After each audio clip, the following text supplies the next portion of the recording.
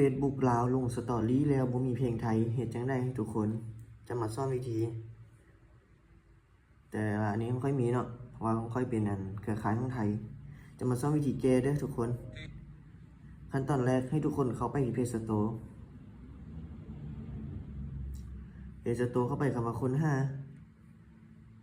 แล้วเขียนเข้าไปว่า fake GPS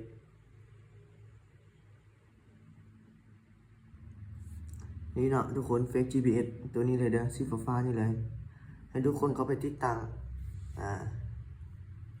ตั้งแล้วท้าแป๊บหนึ่งติดตั้งแล้วหลังจากติดตั้งแล้วเปิดตัวนี้มันจะเป็นGPS มันจะอยู่ตำแหน่งได้ให้ทุกคนกดเปิดไปเลยก็กดอนุญาตไปก็จะเป็นประมาณนี้เนาะหลังจากติดตั้งแล้วเปิดอะไรคนกดออกกันเด้อกดออกแล้วไปที่ตั้งค่าปึ๊บเลื่อนลงมาเขามาที่เกี่ยวกับอุปกรณ์หลังจากกดเข้ามาเกี่ยวกับอุปกรณ์แล้วทุกคนเลื่อนลงมาแล้วเข้าไปคำว่าเวอร์ชันแล้วมันจะมีหมายเลขบิลคลิกไปเลย3-4 เทื่อปึ๊บว่าตัวนี้เปิดอยู่แล้วหรือว่าตัวนี้ก็ได้แต่ว่ามันค่อยเปิดอยู่แล้วมันก็เลยกดบ่ได้หลังจากเปิดแล้วให้ทุกคนกดกลับมาแล้วเลื่อนตั้งค่าเพิ่มเติม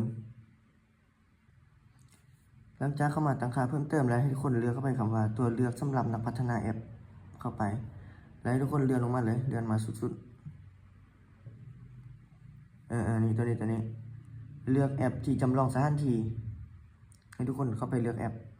เนี่ยแอปที่เราโหลดมานะแอป Fake GPS นะกดเข้าไปเลือกแล้วกดเปิดตัวนี้เด้อทุกคนให้มันเป็นสีฟ้าปึ๊บหลังจากเปิดแล้วกดออกไปเราไปตัวแอปที่เราโหลดมาเมื่อกี้ฮะนี่ใช่เนาะตัวนี้ Fake GPS กดเข้าไปแล้วกดอนุญาตทุกคนอยากได้เพลงประเทศได้เลือกปักหมุดอยู่ประเทศนั้นเลยอยากได้ประเทศจีนก็เลือกเพลงจีนก็เลือกประเทศจีนแต่เขาจะเลือกเป็นประเทศไทยเนาะทุกคน